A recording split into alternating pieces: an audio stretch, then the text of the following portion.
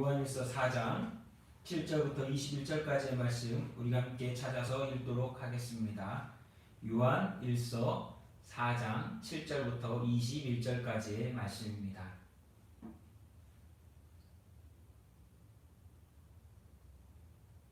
다 찾으셨으면 우리 함께 읽도록 하겠습니다. 사랑하는 자들아, 우리가 서로 사랑하자. 사랑은 하나님께 속한 것이니 사랑하는 자마다 하나님으로부터 나서 하나님을 알고 사랑하지 아니하는 자는 하나님을 알지 못하나니 이는 하나님은 사랑이심이라. 하나님의 사랑이 우리에게 이렇게 나타난 바 되었으니 하나님이 자기의 독생자를 세상에 보내심은 그로 말미암아 우리를 살리려 하심이라. 사랑은 여기 있으니 우리가 하나님을 사랑한 것이 아니요 하나님 우리를 사랑하사 우리 죄를 속하기 위하여 화목제물로 그 아들을 보내셨습니다. 사랑하는 자들아, 하나님이 이같이 우리를 사랑하셨은즉 우리도 서로 사랑한 것이 마땅하도다. 어느 때나 하나님을 본 사람이 없으되 만일 우리가 서로 사랑하면 하나님은 우리 안에 거하시고 그의 사랑이 우리 안에 온전히 이루어지느니라. 그의 성령을 우리에게 주심으로 우리가 그 안에서 거하고 그가 우리 안에 거하시는 줄을 아느니라. 아버지가 아들을 세상의 구주로 보내신 것을 우리가 보았고 또 증언하노니 누구든지 예수를 하나님의 아들이라 시인하면 하나님이 그의 안에 거하시고 그도 하나님 안에 거하느니라. 하나님 우리를 사랑하시는 사랑을 우리가 알고 믿었노니 하나님은 사랑이시라. 사랑 안에 거하는 자는 하나님 안에 거하고 하나님도 그의 안에 거하시느니라. 이로써 사랑이 우리에게 온전히 이루어진 것을 우리로 심판날에 담대함을 가지게 하려 함이니 주께서 그러하신 것 같이 우리도 이 세상에서 그러하니라. 사랑 안에서 두려움이 없고 온전한 사랑이 두려움을 내쫓나니 두려움에는 형벌이 있습니다. 두려워하는 자는 사랑 안에 온전히 이루지 못하였느니라. 우리가 사랑하면 그가 먼저 우리를 사랑하셨습니다. 누구든지 하나님을 사랑하노라 하고 그 형제를 미워하면 이는 거짓말하는 자니 보는 바 그 형제를 사랑하지 않는 자는 보지 못하는 바 하나님을 사랑할 수 없느니라. 우리가 이 계명을 주께 받았나니 하나님을 사랑하는 자는 또한 그 형제를 사랑할지니라. 아멘.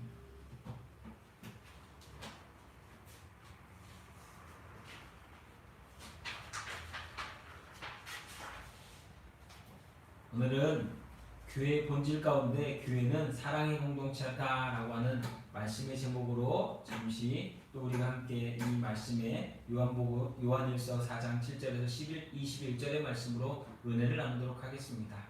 기독교의 특색 가운데 한 가지는 사랑이라고 하는 단어를 설명할 때에 기독교가 잘 표현되어진다라고 말할 수 있을 것입니다. 하나님의 본성이 사랑이시며 사랑하는 사람들을 하나님께 속하였으며 사랑하는 사람들은 하나님을 아는 사람들이며 사랑은 하나님께서 우리에게 먼저 하셨고 하나님의 사랑을 입은 사람들은 하나님과 형제를 사랑하는 삶을 살아가게 된다라고 하는 것입니다. 그래서 교회와 공동체와 이 신앙의 공동체와 성도들과 하나님 그리고 예수 그리스도 성령 안에서 우리는 사랑으로 하나 되어진 존재라고 하는 것입니다. 그래서 교회는 하나님의 사랑을 입은 자들의 모임이며 사랑으로 하나 되어지는 삶의 현장이라고 하는 것입니다. 그래서 교회 안에서는요, 미움과 다툼과 시기와 질투를 내어버리고 서로 사랑하는 것이 우리가 마땅히 해야 될 일인 줄로 믿습니다. 우리 잘 아는 찬양처럼 아름다운 마음들이 모여서라고 하는 우리 찬양이 있지 않습니까? 그 찬양의 가사만 보더라도 우리가 갖고 있는 그 모든 것들을 내려놓고 우리가 할 것이 있다면 그것은 교회 안에서 주 안에서 사랑하는 것이다 라고 하는 것입니다. 그래서 우리는 오늘 이 요한일서 4장 7절에서 21절 말씀 가운데 크게 세 가지를 좀 생각해 보았으면 좋겠습니다. 그 뭐냐면 첫 번째는 하나님은 사랑이시다 라고 하는 거예요. 사랑이라고 하는 것은 하나님의 속성이요 하나님의 본성이요 또한 그 하나님을 믿는 자들이 가져야 되는 가장 근본적인 기본이다. 근본적인 우리 삶 가운데 가장 중심에 있어야 되는 것이다 라고 하는 것입니다. 그래서 하나님은 사랑이시기에 하나님을 섬기고 사랑하는 교회 또한 성도들 또한 사랑이어야 한다라고 하는 것이에요. 그래서 성도는 하나님을 사랑하고 사랑을 베푸시는 하나님께 날마다 하나님이 주신 그 사랑의 공동체 속에서 그들이 사랑함으로 살아가는 것이 우리가 해야 될 사랑의 의미이고 본분이다라고 하는 것입니다. 성경에 보면 사랑이라고 하는 단어를 두 가지로 이야기하고 있습니다. 아하부라고 하는 단어와 헤세드라고 하는 단어입니다. 이 두 단어는 모두 구약 성경에 나오는 히브리어입니다. 아하부와 헤세드. 근데 이 아하브와 헤세드는요 같은 것 같지만 약간은 다른 의미를 포함하고 있습니다. 헤세드는 구약에서 성경에서 많이 나온 단어인데요. 보통 이 헤세드가 뜻하는 것은 은혜, 인자, 동정, 친절, 긍휼, 자비, 사랑이라고 하는 뜻으로 번역되어졌고 이것이 신약에 와서는 카리스 아시죠? 은혜라고 하는 그레이스라고 하는 은혜 그걸로 변형되어져서 사용되어졌다라고 합니다. 근데 이 헤세드는 어떤 의미를 갖고 있느냐? 언약의 사랑이라고 하는 것입니다. 하나님과의 관계 가운데서 우리가 날마다 살아가는 사랑의 의미. 그렇기에 하나님께서는 언제나 우리에게 은혜를 베풀어 주시고 인자하시고 친절하시고 긍휼과 자비와 사랑을 베풀어 주시는 바로 하나님 그렇게 하시겠다라고 약속하셨기 때문에 관계되어진 사랑의 개념을 갖고 있습니다. 그래서 이 모든 것들은 사실 우리는 받을 조건이 없으나 하나님께 받았기에 은혜라고 하는 단어, 선물이라고 하는 은혜라고 하는 단어로서 우리가 생각해 볼 수 있습니다. 또 한 단어는 바로 아하브라고 하는 단어인데요. 이것은 말 그대로 선택적인 사랑을 의미합니다. 헤세드가 언약의 사랑을 이야기한다면 아하브는 선택적인 사랑. 다시 말하면 하나님께서 특별하게 우리를 부르셨고 하나님께서 그 부르신 자들을 위하여 죽으시고 그 부르신 자들을 위하여 모든 것을 아낌없이 베풀어 주시는 사랑. 어떤 단어가 생각나십니까? 바로 아가페 사랑을 이야기합니다.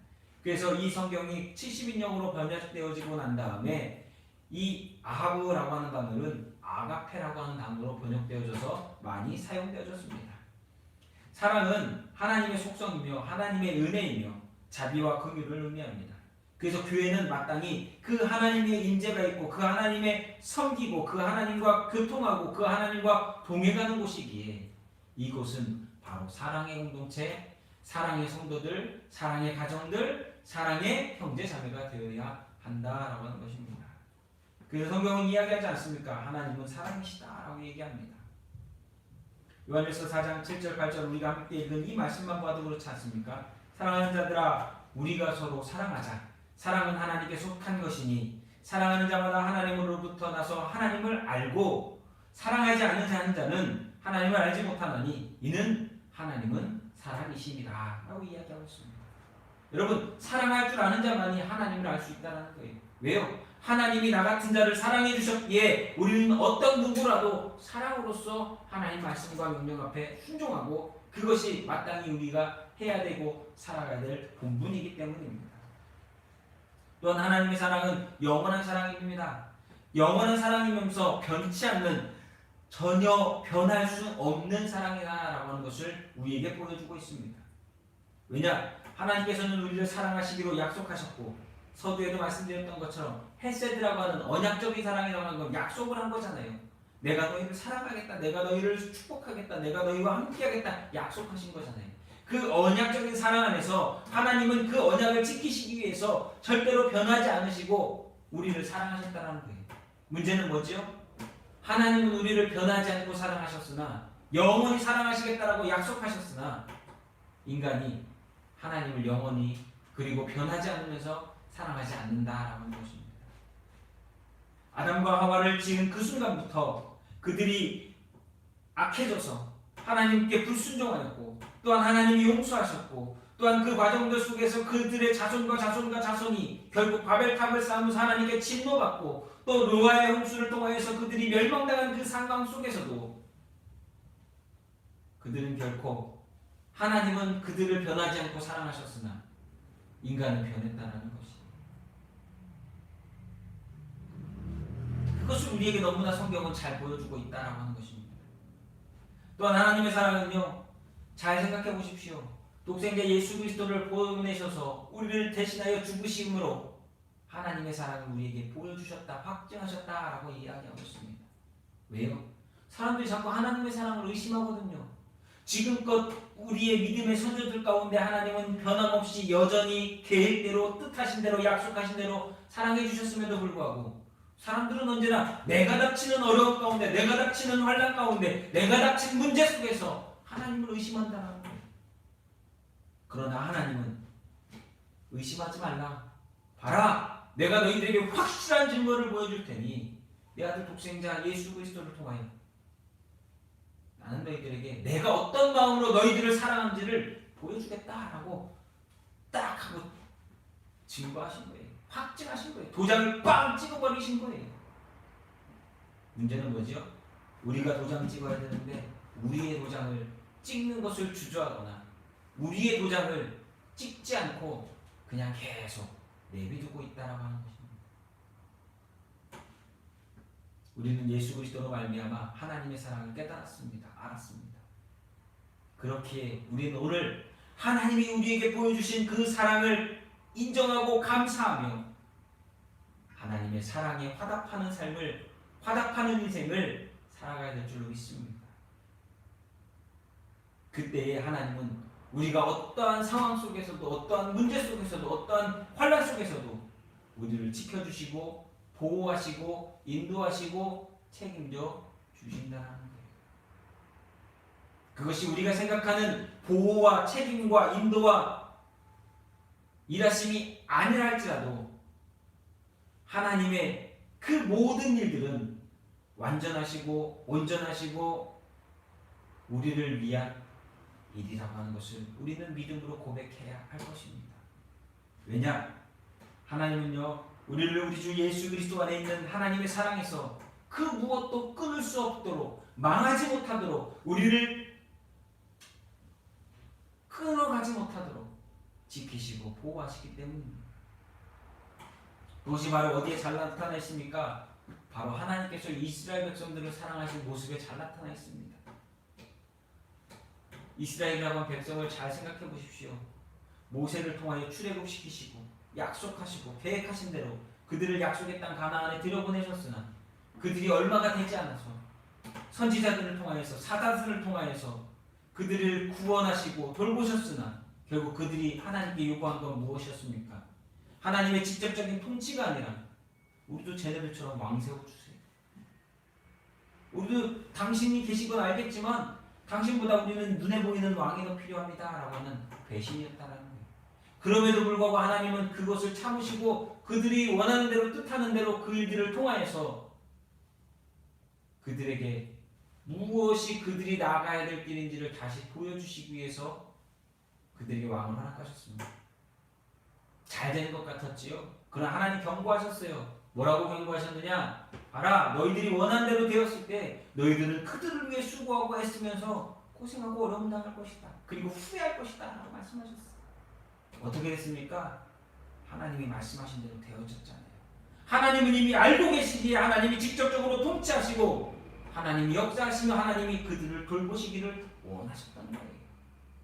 근데 인간의 마음이 세상적이고 죄성을 가지고서 하나님을 사랑하지 못하니까, 하나님을 믿지 못하니까 결국 하나님과 멀어지는 일들을 택하게 되더라고 하는 것입니다. 그럼에도 불구하고 하나님은 이스라엘 백성들, 하나님의 백성들을 사랑하셨습니다. 신약에서나 구약에서나 하나님은 하나님이 택하신 자들을 끝까지 지키시고 그들을 돌보시고 사랑하시며 그들을 통한 하나님의 일을 하나하나 이루어 가셨음을 믿으시기를 예수님의 이름으로 축원합니다. 그렇기에 교회는 하나님을 사랑하는 사람들의 모임이요, 하나님을 사랑함으로 하나님께 날마다 순종하는 자들의 모임이요, 또한 그들에게 베푸시는 하나님의 사랑을 경험하는 귀한 믿음의 신앙 공동체가 되어야 될 줄로 믿습니다. 그것이 바로 하나님은 사랑이시다라고 하는 본질이요, 그 하나님을 사랑하는 교회의 모습임을 저와 여러분은 인정해야 할 것입니다. 두 번째는 하나님을 사랑하는 교회라고 하는 것입니다. 하나님의 사랑을 알기 때문에, 또한 우리는 하나님의 사랑을 받았기 때문에 교회는 하나님을 사랑하는 곳이 되어야 합니다. 요즘 봐서는 교회들이 하나님보다 다른 걸 사랑하지 않습니까? 구약 성경에 보면 제사장들이 왜 타락했습니까? 이스라엘 백성들이 왜 하나님과 멀어지고 하나님의 말씀에 귀를 닫고 그들이 악한 자들이 되었습니까? 하나님을 사랑하지 않는 순간부터, 다시 말하면 세상적인 욕심과 명예와 세상적인 것들로 자랑을 삼으며 살아가는 그 순간에 그들은 하나님과 멀어졌고 하나님을 사랑하는 것이 아니라 세상을 사랑하는 세속적인 타락을 경험했다라고 하는 겁니다. 그래서 성경은 우리에게 이야기하고 있습니다. 레위기에서도 그리고 신명기에서도 이야기하고요. 신약 성경에 와서도 얘기하지만 하나님은 우리에게 언제나 동일하게 얘기하고 있습니다. 말씀하고 있습니다. 그건 뭐냐? 너희는 마음을 다하고 목숨을 다하여 주 너희 하나님을 사랑하라. 뭐 하라고요? 사랑하라. 그 사랑하라고 우리를 모으셨고요. 그 사랑하는 자들의 모임이 바로 교회고요. 그 일들을 통하여서 하나님은 오늘도 우리의 삶 가운데 역사하시고 인도해 주신다는 거예요. 그런 의미 가운데서 우리가 어떻게 하나님을 사랑하는가 구체적으로 본다면 첫 번째는 하나님의 말씀을 지킴으로 사랑하는 거라는 거예요. 여러분 우리가 하나님을 사랑한다라고 하는 게 뭘로 표현되어질 수 있겠습니까? 말씀에 순종하는 거 아닙니까? 제가 우리 아이에게 맨날 아버지 말을 순종해야지. 아버지가 그렇게 하면 안 된다고 했는데 왜 그렇게 하지? 아니야. 그러면 안 돼. 라고 말합니다. 왜요? 나는 그게 그렇게 됐을 때 어떤 일이 벌어질지를 짐작하기 때문에 그렇잖아요. 왜 하나님께서 우리에게 미리 말씀하셨습니까? 하나님은 알고 계시기에 전지전능 하신 하나님께서 이 모든 것들을 아시기에 우리의 삶을 인도하고 계시다는 거예요. 미리 말씀하셨다는 거예요. 그렇게 우리는 범죄하지 않도록, 타락하지 않도록, 하나님과 멀어지지 않도록 말씀을 지키는 일에 힘쓰는 것이 하나님을 사랑하는 첫 번째라고 하는 것이에요. 두 번째는 뭐냐? 그리스도께서 주신 계명을 지키는 것입니다. 하나님 말씀을 지키는 거나 그리스도의 계명을 지키는 건 똑같은 거 아닌가요? 아니에요. 다릅니다. 왜냐? 하나님의 말씀은 구약의 율법과 계명을 통하여서 주신 말씀들이었습니다. 근데 예수님의 제자들이 물어봤어요. 우리가 이거 어떻게 하죠? 그때 예수님께서 하신 말씀이 이거였어요. 딱 줄여가지고 요한복음 14장 21절에 나의 계명을 지키는 자라야 나를 사랑하는 자니 나를 사랑하는 자는 내 아버지께 사랑을 받을 것이요 나도 그를 사랑하여 그에게 나를 나타내리라 말씀하셨어요. 그의 계명이라고 하는 게 무엇입니까? 예수님께서 주신 계명이라고 하는 게 뭐예요? 하나님의 말씀을 지키라고 하는 데서 말씀드렸던 것처럼 마음과 힘과 목숨을 다하여 주 너의 하나님을 사랑하라. 오케이. 이게 첫 번째 계명이다. 두 번째 계명은 뭐냐? 내 이웃을 내 몸과 같이 사랑하라. 이것이 모든 율법의 완성이다라고 말씀하셨어요. 하나님을 사랑하고 하나님 우리에게 말씀하신 대로 누군가를 사랑하는 것, 그것이 우리가 해야 될 모든 일의 핵심이고 중심이고 전부라고 하는 것입니다. 그것이 예수님이 우리에게 말씀하신 계명이었어요. 잘 생각해 보십시오. 사랑하기에 누군가를 위해 죽어줄 수 있고 사랑하기에 누군가를 위해 희생할 수 있고 사랑하기에 누군가를 위하여 대신할 수 있고 이 모든 것들 예수님이 보여주신 것이요 또한 우리가 순종함으로 예수님의 계명을 따라야 할 모습이라고 하는 겁니다. 그리고 또 하나 믿음을 지키며 충성하는 삶을 사랑하는 것이 하나님을 사랑하는 것입니다. 여러분 하나님 우리에게 원하시는 게 뭘까요? 하나님 우리가 사랑한다라고 인정하고 고백하고 받을 수밖에 없는 것은 바로 우리가 하나님을 향한 믿음이라고 하는 것이. 믿음이 없이는 하나님을 기쁘시게 못하나니 라고 말씀하시지 않습니까? 믿음이 없다라고 하는 것은 하나님을 사랑한다라고 아무리 말을 해도 거짓입니다. 믿음이 없다라고 하는 것은 그가 하나님께 많은 것을 이루었다 할지라도 그거는 가짜라는 것이에요. 성경에 보면 많이 나오지 않습니까? 믿음이라고 하는 것은 하나님을 온전히 신뢰하고 믿을 때에 나타나는 신앙인의 바른 고백입니다. 여러분 베드로가 주는 그리스도시요 살아계신 하나님의 아들이십니다 라고 이야기했을 때 고백했을 때 그가 정말 믿음이 있었을까요? 아니에요. 이거 네가 아는 게 아니야. 성령께서 아버지께서 성령을 통하여 너에게 알게 하신 거야. 알게 된 거지 믿음이 아니에요. 그럼 언제 베드로가 믿음을 가졌습니까? 예수님이 부활하셔서 그들을 찾아가셔서 만나주시고 새벽에 베드로와 대화하시는 중에 3번이나 물어보잖아요. 넌 날 사랑하느냐? 넌 날 사랑하느냐? 넌 날 사랑하느냐 말씀하실 때 베드로는 고백했어요. 예, 당신을 사랑합니다. 예, 당신을 사랑합니다.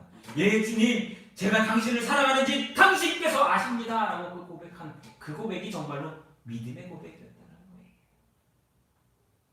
오늘 하나님 우리에게 원하시는 사랑은요, 바로 이와 같은 것입니다. 내가 하나님을 사랑하는지 하나님께서 아시도록 살아가는 것, 고백하는 것. 그것이 믿음을 지키며 충성하는 사람이 삶이요 하나님을 사랑하는 삶인 줄로 믿습니다.